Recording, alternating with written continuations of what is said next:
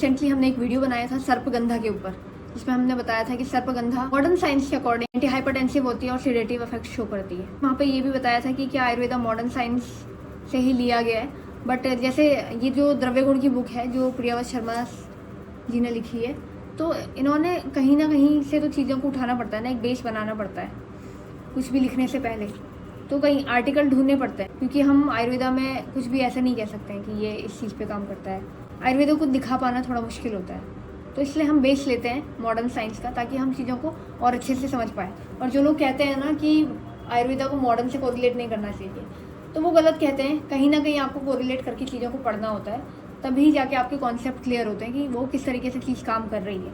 तो हमने सर्पगंधा के बारे में देखा था। तो सर्पगंधा घनवटी बहुत कॉमनली यूज़ करते हैं, पर ऐसा लगता है ना कि सर्पगंधा घनवटी में सिर्फ सर्पगंधा होगा, बट ऐसा नहीं है। सर्पगंधा घनवटी में सर्पगंधा है, खुरसानी अजवाइन है, भांग है और जटामांसी है। सार संग्रह बुक नहीं है तो आप आयुर्वेदा सार संग्रह बुक खरीद लीजिएगा, क्योंकि वो बहुत इजी होती है। उसमें कंटेंट्स बताए गए हैं, कहाँ से उन्होंने लिया गया है ये सारी। सर्पगंधा अगर आप दे रहे हो तो आपको उसकी डोज पता होनी चाहिए। चूर्ण फॉर्म में बता रखा है, ये 1 से 2 ग्राम में ही हमें देना चाहिए, इससे ज़्यादा हम इसका यूज़ नहीं कर सकते हैं, क्योंकि साइड इफेक्ट भी हो जाएंगे। साइड बटी जो बता रहे हैं इसमें 500 mg से ज़्यादा नहीं देना है। और इंसोम्निया के केस में हमें सिर्फ 1 ग्राम कैप्सूल फॉर्म में इसको देते हैं, तो सिर्फ 1 कैप्सूल ही हमें सर्पगंधा देना चाहिए। और इसके अलावा एक डिजीज़ होती है सिजोफ्रेनिया, पढ़ लीजिएगा आप वो, कि सर्पगंधा के जो रस गुण वीर्य विपाक है, रस इसका तिक्त है।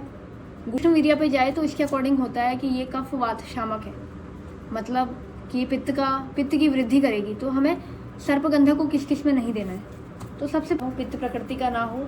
गर्मी में पेशेंट को ये बिल्कुल नहीं देना है, सर्पगंधा का यूज़ नहीं करना है। अगर आप कर रहे हो तो आप डिफरेंट अनुपान का यूज़ कर सकते हो। अब इस बुक के अकॉर्डिंग आयुर्वेदा सार संग्रह बुक में बता रखा है कि जो सर्पगंधा है इसको हम दुग्ध के साथ दे सकते हैं, और हम गुलाब के अर्क के साथ भी दे सकते हैं। इसके अलावा आप अपना युक्ति प्रमाण लगा के जो शीतवीर्य द्रव्य है उसके साथ आप दे सकते हो, कूष्मांड रसायन के साथ दे सकते हो, कॉम्बिनेशन बना सकते हो, सर्पगंधा शतावरी कूष्मांड, मतलब जो शीतवीर्य वाले द्रव्य हैं उनका आप कॉम्बिनेशन बना के सर्पगंधा को दे सकते हो। अगर हम देखें तो ये कफ वात शामक बता रखा है, तो कफ के कौन कौन से गुणों को ये कम कर रहा है। अब कफ के गुण आपको याद होने चाहिए उसके लिए। अष्टांग हृदय का छोटा सा श्लोक है, गुरु मंद हिम स्निग्ध शलक्षण सांद्र मृदु स्थिरा।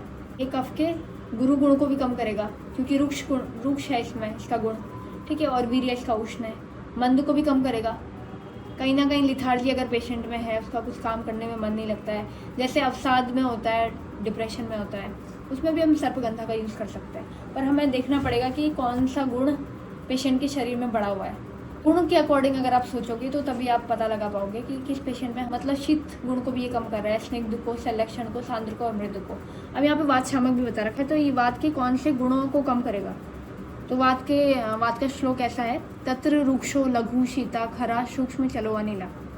रुक्ष को तो ये बढ़ाएगा, लघु गुण को भी ये बढ़ाएगा, शीत गुण को ये कम कर सकता है, उष्ण वीर्य है इस वजह से, ठीक है। खर को भी बढ़ाएगा। वात में भी हमें देखना है कि वात में भी कौन सा गुण बढ़ा हुआ है, उसके अकॉर्डिंग हमें पेशेंट की चिकित्सा करनी है।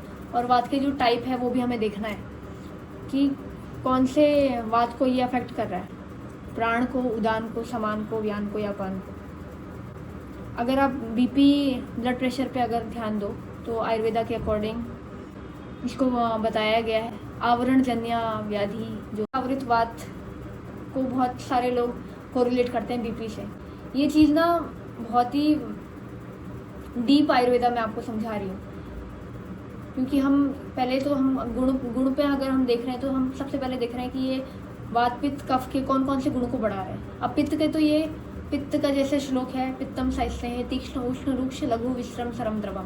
तो पित्त का ये तीक्ष्ण गुण बढ़ा रहा है और उष्ण गुण बढ़ा रहा है, क्यों, क्योंकि ये खुद उष्ण वीर्य का है। रुक्ष गुण को भी बढ़ा रहा है, क्योंकि इसमें सर्पगंधा के गुण तो रुक्ष बता रखा है, ठीक है। तो पित्त बाएँ हम नहीं देंगे। कंडीशन है कि हमारे पास मेडिसिन की कमी है, हम किसी ऐसी जगह पे पोस्टेड हैं जहाँ पे सर्पगंधा के अलावा हमारे पास कुछ भी नहीं है, तो तब वहाँ पे आप डिफरेंट अनुपान के साथ इसका यूज़ कर सकते हो। घी के साथ दे सकते हो, दूध के साथ दे सकते हो, गुलाब जल के साथ दे सकते हो। जिसके शरीर में पित्त की विकृति हो रही है, जैसे अम्ल पित्त, रक्त पित्त, फीमेल ब्रेस्ट फीडिंग करवा रही है, प्रेग्नेंट है, पेप्टिक अल्सर जिसको है, तो उन सब कंडीशन में हम ये नहीं देंगे। अगर आपको पीडीएफ चाहिए तो आप मुझे इंस्टाग्राम में मैसेज ज़रूर कीजिए ताकि मैं आपको ये पीडीएफ शेयर करूँ। और इस क्लास से तो आपको ये पता चलेगा कि आयुर्वेदा को किस तरीके से पढ़ना होता है। अगर हम कोई डिज़ीज़ देख रहे हैं, कोई सी डिज़ीज़ पे हम काम कर रहे हैं, तो उस डिज़ीज़ में कौन से गुण बढ़े हुए हैं वात पित्त कफ के, डिटेल जाना है तो मैं आपको इसका पीडीएफ सेंड करूँगी जहाँ पे मैंने कुछ नोट्स बनाए हैं, कुछ नोट्स निकाले हैं अलग अलग आर्टिकल्स को पढ़ के।